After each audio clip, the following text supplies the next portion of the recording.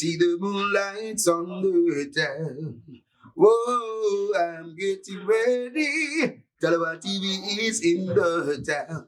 Whoa, I'm getting ready.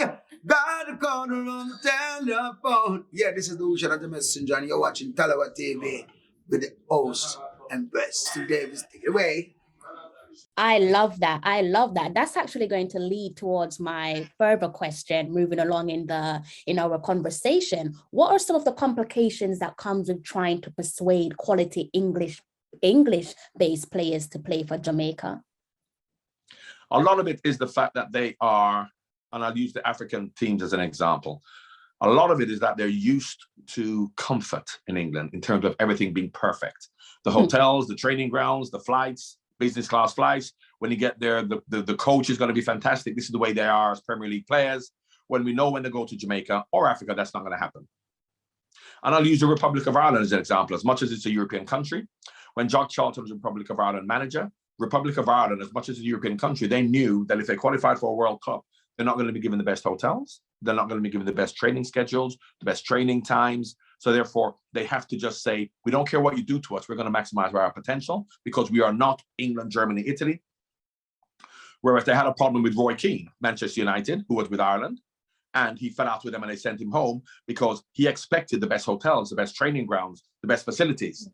And when he plays for Manchester United, that's what he gets. But he has to understand when he plays for Ireland, that's not what you're going to get.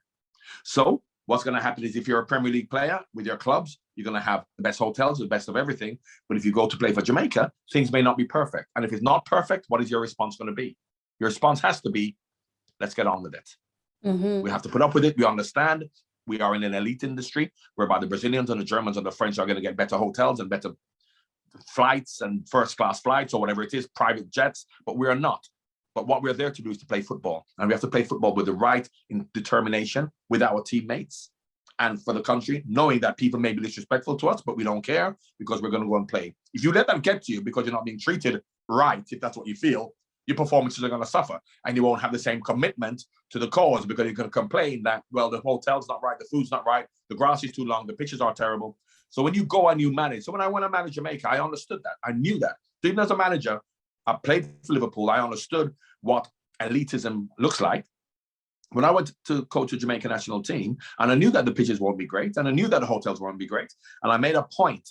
I remember my first game was away at Cayman, and when we were flying to the Cayman, the coaches and the president of the association were in business, and the players were in economy. And I said, I'm going in economy with the players. And I put one of the physios in club and I said, no, I'm not sitting there with them. I'm sitting in economy with the players because I wanted them to know that I'm one of them. And that's what has to happen. We're all together. So either we all go inside and stay in nice hotels or none of us do. And I wanted them to see that I'm with them in the trenches, not that John Barnes from England wants to come and be something special. So if you're in a Ibis hotel rather than Hilton, or if you're flying, leave Island anytime. What's that, Liat? Rather than somebody else, and we have to go economy as we do, then I'm happy with that because we're there to play football and to be together as a family. It's all about unity, moving together as one. Divided you shall fall. Surely that does create a divide within the team if you have people, like we said, from the trenches, hungry, want to crack on and just get the job done, do the nation proud. And when you have someone who's from, perhaps you say, the prestigious leagues, who are so used to, high quality and high professionalism, if they're coming into the team and they expect a higher expectations, does that not create a divide within the team? It does. Unfortunately, I never had that because I never had the English players. I only had the Jamaican players who were happy to be going on a play. Never mind that, going to stay on 7 Mile Beach in Cayman, albeit a little guest house. So for them, it was fantastic. So I never had that problem with having the English-based players with the Jamaican-based players. But I've seen it before in Africa. We've got a lot of the African players in Nigeria and Ghana, and the way that those superstar Nigerian and Ghanaian players, then when they come together with their homegrown players, they then expect a bit more and demand a bit more. And then that does cause a rift. So I never had that. I can't speak for Tapa as to what went on with him because I was not there throughout that situation. But I can imagine that it is probably problematic, yeah. How do we remove that problem? Because, correct me if I'm wrong, that problem seems to have existed visibly post World Cup 98, and that's almost 3 decades on, and the men's team have yet to qualify for another World Cup. So surely it's not just a case, and I've said that to people. I've heard people say maybe we should recall John Barnes, and I say, well, yes, you can recall John Barnes, undefeated, won a trophy whilst he was in charge for such a short period of time. But in terms of the long-term gratification, surely there has to be major changes, and it's not just a case of replacing head coaches as we go. What you have to do, what I would always do, which is look at Arsenal now with Arteta, you have to look at the character of the players. It doesn't matter how good they are, look at the character. And if you're looking for the character of the players, as well as their ability, you're not going to be playing for Jamaica if you can't play. There may be some who are better, but the wrong character, so you don't want to play, but they're going to be good players. So you look at the character. And if you have the right character of player who is respectful of the team, respectful of the environment, and understands that things aren't going to be great, even though I am Lionel Messi, but I have to play for Jamaica, so I'm not going to be flying business class, and he accepts that, then that's what has to happen. So first of all, you have to look at the character of the players. Then you have to be allowed to make those decisions, because of course, that's a problem with a lot of the Jamaican coaches. What are they allowed to do? Yes. And that is why you look at the 3 greatest teams in England, Liverpool, Manchester City, and Chelsea at the moment, and look at the managers, Jurgen Klopp, Pep Guardiola, and Thomas Tuchel. They're the ones in charge. No one tells them what to do. Abramovich doesn't tell them what to do. Manchester City, the richest people in the world don't tell Guardiola what to do, because the players have to see that you're in charge, because you can't be undermined. So, has Jamaican coaches or African coaches been given that power? But you can see if they're given the power to make those decisions. Because as I said, I've had such a great time with the Jamaican national team, because as much as all of the players are homegrown, they had the talent, they had the ability, and they saw that you are on their side, you are with them, but they also saw, as much as they would have known about the problems I may have been having in terms of selection, but they saw that I was trying to be strong enough to make the right decisions for the team. And then once they respect that and they see that you are the one in charge rather than being a puppet, then you can have success. 100% you can be successful. The problem, and I have to say that it's unfortunate for Jamaica, really, because they have had better teams than the 98 team, or equally as good teams. But don't forget, you have now the re-emergence of the Central American teams. Throughout the 90s, the political climate in Honduras, Costa Rica, El Salvador was such that football went on the back burner. Because historically, when my father played for Jamaica, why Jamaica didn't qualify in the past was, of course, you have America and Mexico, but also Honduras, Costa Rica, El Salvador, Panama. They were always better than Jamaica. So if it's only 3 teams going to qualify, Jamaica were nowhere near. In the 90s, because of the political unrest in Central America, Jamaica then finished behind Mexico and the USA to qualify in 3rd place.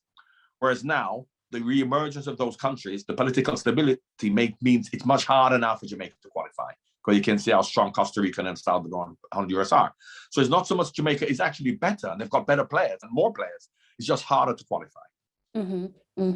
Absolutely. I think the politics and the problems, the internal affairs that you touched on, I think they will always be there until there is an overhaul. So I have to ask you, can you be our pioneer for hope? And I'm asking you this question because you've got such a expandable experience, obviously ex-footballer, I believe, if I'm not mistaken, once director of football up in Celtic, and you also have scouting in your locker as well. So that being said, in the capacity of running for future presidency. I'm not involved. I'm not interested in politics at all. Let me tell you something. My father was a colonel in the army. He was the second in command of the army. Yeah. And my family says, me, my sisters, my mothers, everybody who knows my father said, if there was a war, my father would be the first man to die, because he would be on the trenches, on the front line with the men. The brigadiers and the colonels are supposed to be back sending men to fight. My father would never do that. When I lived in an up park camp in Jamaica, he would wake up and go running with the private soldiers, with the corporal soldiers, with the men, not the officers, not the hierarchy. And I've met so many soldiers in their 60s and 70s who living in England, who are private soldiers. So they're not officers, they're not even sergeant majors, they're the corporals and the privates. And I met so many of them who said, your father was a great man because he had time for us. He had time for us. So why I've gone around that way to tell you is that I want to be a football manager, which means that I'm in the trenches with the players. The hierarchy of the presidents and they're the ones in the club class and that fly to the Cayman. That's not me. Because of my family, the way I feel, I want to be the man on the front line with the players. So I'm not into politics at all. That's quite devastating. I was hoping you would say the complete opposite, because I think that you would be the ideal. Well, maybe the manager. I don't know what, because I wouldn't mind being the manager again. I can tell you, because I'm Really? looking at the opportunities now, and I'm looking at the quality that they now have in abundance. Because as I said, I was very fortunate. I didn't have any of the overseas players that are homegrown players, and there were enough homegrown players there, which meant that we qualified for the Gold Cup. I didn't go to the Gold Cup, but you can see how well they're at that particular time. Whereas now they have so many more players who are also playing at a high level. You know, a lot of homegrown players now playing in Europe. You know, look at Aston Villa. You look what's going on with the homegrown players, and also playing in America, also playing at home. So they're not all born in England coming back to play for Jamaica. Lots of them are now playing abroad, but they're born and brought up in Jamaica. So the pool of talent is there, a bigger pool of talent to choose from. And I really believe, as I've always believed from even before 98, that you give Jamaicans an opportunity from a sporting perspective, and they can achieve anything. I personally feel, listening to you talk about a possible return, I personally feel as if you feel that you have unfinished business with your country of birth. Well, we won the Caribbean Cup, and which is a fantastic trophy to win. It's a trophy. The Gold Cup was the big one, obviously. And that is one of my biggest regrets, that I wasn't given that opportunity. The last game before the Gold Cup was against Panama at home. And we beat Panama 3-2 for the first time ever since 1960, whenever it was. And the next game would have been in the Gold Cup, obviously a month later or 6 weeks later. That was the last time. And that's the last time I actually coached the Jamaica national team. And I felt, because we played Mexico before, and we'd drawn with Mexico, and I knew what Mexico had, and you see what America has. And I felt we could compete with them.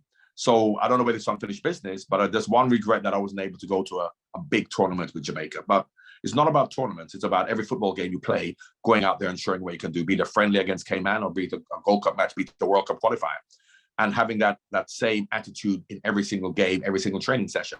And that is what I love to do. So who knows what the future holds? Would that be a definitive yes? If the current president called you up and said, you know, Mr. Barnes, we're thinking of looking for a long-term head coach, would you then say yes, or you? I would say let's have a discussion. And then what we'd have to do, which I didn't really do first time round, because first time round I just said yes, I'm jumping at it. We have to have some ground rules as to what the requirements are, what the expectations are, and what is the profile of the manager. What power does he have? What decision can he make all the decisions, all the footballing decisions, should I say? Nothing else. I'm not interested in any other decisions in terms of who we play, where we sleep in the hotel, what we do, just footballing decisions. Then I would be willing to have a conversation, absolutely. If you return as our head coach, or manager, I should say, sometime in the near future, what would you do different? Well, I don't think I'd do anything different. I only had 14 games or 11 games, whatever it was, and we never lost any games, so I wouldn't do anything differently. I would make sure that everybody knows their role in terms of what I'm here to do, what the secretary is there to do, what the president is there to do. So I won't necessarily do anything different, because from a footballing perspective, everything went well. I was just hoping for other people to do things differently. Not surprised by that at all. Definitely not surprised by that at all. I know you've been watching us from a distance. So how do you feel about the possibility of us qualifying for the upcoming World Cup? I've said it all along. They've been a fantastic team. They've improved most years as time has gone on. It's just been more difficult, because obviously they're playing against, and as much as in Jamaica, we are big and we are special and we believe we should be the best and we should be qualified, we are maximizing our potential. They're bigger countries than us, with a bigger footballing history, with more power than us, who we are competing against. So it's always hard. It's always hard. But as I said, with the right attitude and determination and togetherness and belief, I think that they can be successful. So I'm just hoping that people in Jamaica understand that Jamaica are worse than they ever have been. It's just that the other teams are now back to where they were. USA and Mexico are always going to be the two big ones. And of course, Canada. But then when you're talking about the Central American teams, they are historically better than Jamaica. and they are now back playing to the level that they should be playing at because of some of the players they have, but we can compete with them. How come you still have that strong affiliation with Jamaica, being that you've been away for so long, for decades? Because apart from my wife and my children here, I don't have any other relatives here. All my relatives are in Jamaica. You see, we didn't emigrate as a family and have cousins and brothers and sisters. As much as my sisters are in America, Jamaica is where my family is, apart from my wife and kids. So, I still call it home. That is wonderful. I think many Jamaicans, I know that is music to my ears, and I'm sure many Jamaicans will be delighted to hear. Mr. John Barnes says that Jamaica is still his home, and rightly so. Thank you very much.